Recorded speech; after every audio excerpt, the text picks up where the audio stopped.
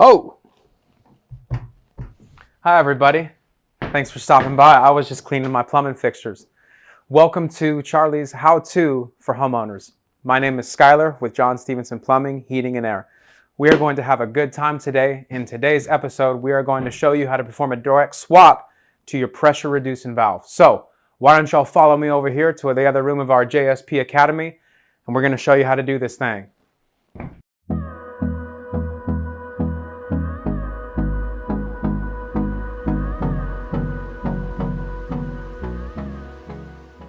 All right, everybody, here is our incoming water main.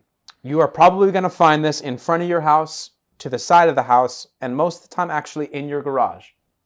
Now, this is the pressure regulator that we're going to be working on, and this is the whole home shutoff, which is generally right before that. Now, we have a video already, if you haven't seen it, that'll kind of teach you guys how to turn water off to the house, which we'll definitely need to do. Also, you see a hose bib. You guys might have one as well. With the pressure gauge in our previous video, this is where you're going to put your gauge to test your pressure. You only need to replace this regulator when your pressure to the home is too high to the California plumbing standard. Anything higher than 75 psi is too much for the home. All of your fixtures, your faucets, your showers, and your water heater can't really withstand high pressure. They're not designed to. So it is important, I would say, once a year or so, to actually put a pressure gauge to the top so y'all know what the pressure is to the house. It's just something that you guys kind of want to make a habit of about once a year just to check. But let's say we check it and our pressure is 100. Now we know we need to get to business and get yourself a new regulator, okay? So first things first, what we're going to want to do is make sure nobody on your property or in your house is using water. If someone's in the shower, you're about to kill the shower, okay? So make sure no one's using anything. First step, we're going to kill water to the house with the ball valve. Just like that. So now the water is off to your house. Now you might want a bucket or something, some kind of container, because we're actually going to drain the system with this hose right here. So we'll turn the hose on to get all the water out.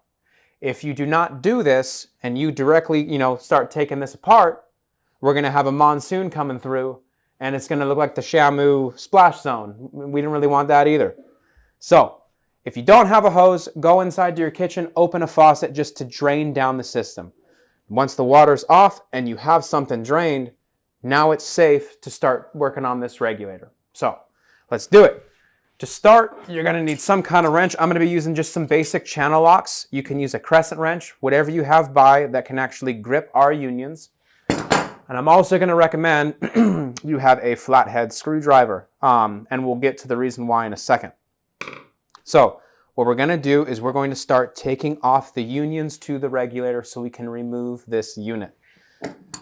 Very important, when we start, always brace the pipe. If you go gung-ho and grab that guy and just start yanking and nothing supports, we're going to be pulling pipe out of a wall, and trust me, that's not something that y'all want to do.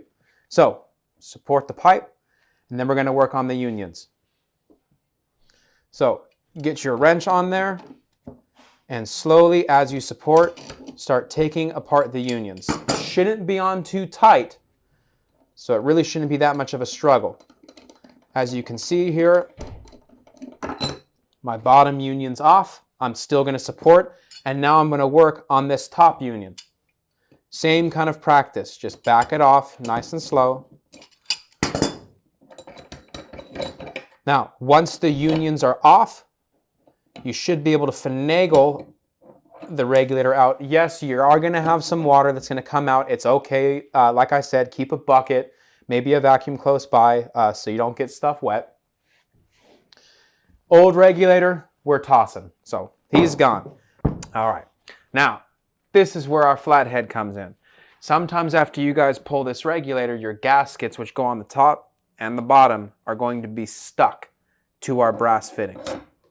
So sometimes you might not be able to grab it off just, from water over time. And you're going to want to get that flathead just to scrape them old gaskets off just like that.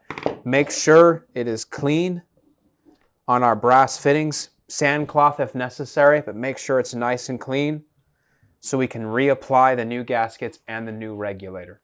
All right, regulator, same size as the one before. nothing any bigger. We don't want to do that. And also on the regulator, it's going to have an arrow.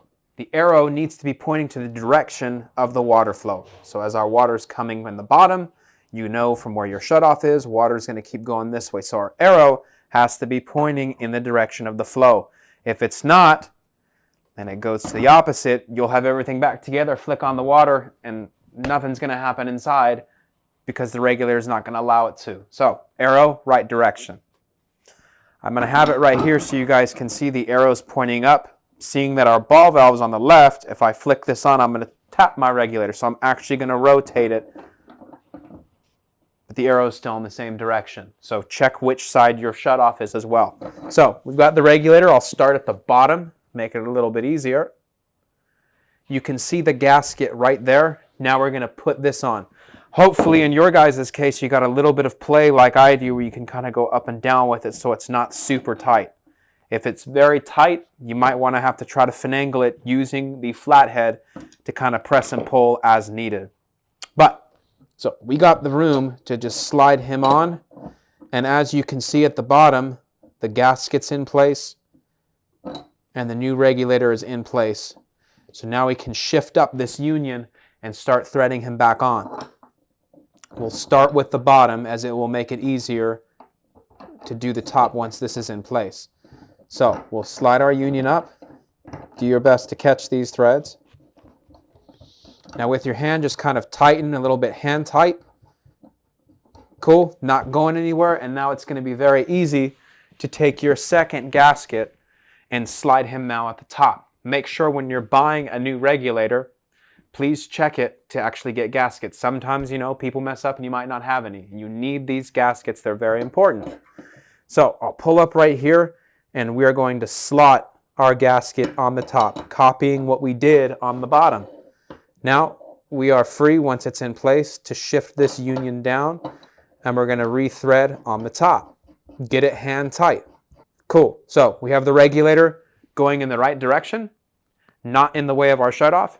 And we have two fresh gaskets to go along with it. This is where we will take our wrench and we're going to retighten these unions. Very important though, don't be cranking these things like crazy because if you over tighten this, the gaskets will be compromised and the original shape of them will kind of diminish and it's not going to allow it to do what it needs to do and you actually will have a leak. Water will come out because the gasket's unable to do its job because you've over tightened. So just give a nice little squeeze. Show it just a little bit of love. I'll show you right here. So it's fully hand tight and I'm just going to give it a little tap. Something like that. Just a little bit of love. Okay? And we'll do the same to the bottom while you support the pipe, of course. Now, once it's on there, give it a good shake. Everything's in place. Awesome. We're going to close our hose now because we're going to get ready to restore water to the house. If anyone did something or left something on inside, make sure you guys go and turn that off as well. Everything's off. Regulator's tightened correctly in the right position. Now we're going to turn that water back on. When we do this, slowly turn it back on. Don't be going full gung-ho because that's not the right way to go about it. Very slow. And eventually we'll go all the way open. And now we're going to sit here for about a minute or so and just check for leaks. Make sure nothing's dripping out. Make sure our unions look good. The regulator's looking good. You don't see any water. Your system will fully pressurize. And that's where your pressure checker will come back into play. We can get our new gauge just like in our other videos. Pop him at the top. Turn on our bib. Make sure your pressure's in between the 50 to 75 mark. And at that point, with no leaks and proper pressure, you have now successfully direct swapped the PRV. Man, I am spending way too much time cleaning this stuff. Anyways, that is all we have for you today. Thank you so much for watching Charlie's how-to for homeowners. If you guys have any thoughts or questions or any tips, feel free to leave them in the comment section. And please don't forget to like and subscribe to the video. Also, make sure you check out our other videos on our channel in case you feel like tackling more plumbing tasks around your property. Now, with that being said, I got to get up out of here. I got some more stuff to clean, and we will catch you on the next video. Thank you again. Bye-bye.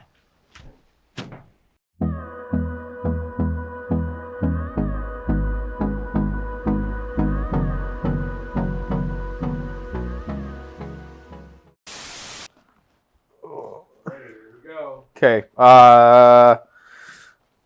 PRV, take 1. Count me down from 3. 2. Yeah. 1.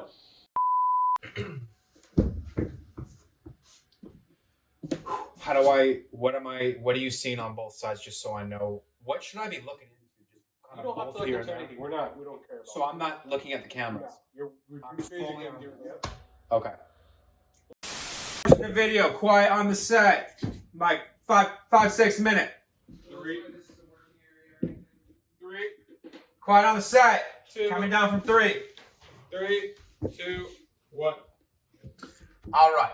So anyways, Blaze, I was thinking. That's funny. That's the good shit. We all think that's funny to do to Skylar. All right. We're filming again. We got no sign. Pre-op, post-op, it's all the same. Everybody quiet on that set. Kill the music. Tony, sound cue. Count me down from 3, please. Let's finish this. I'm going to be cleaning on this side now. That nice forearm grip. Okay. All right, outro. Count me down from 3.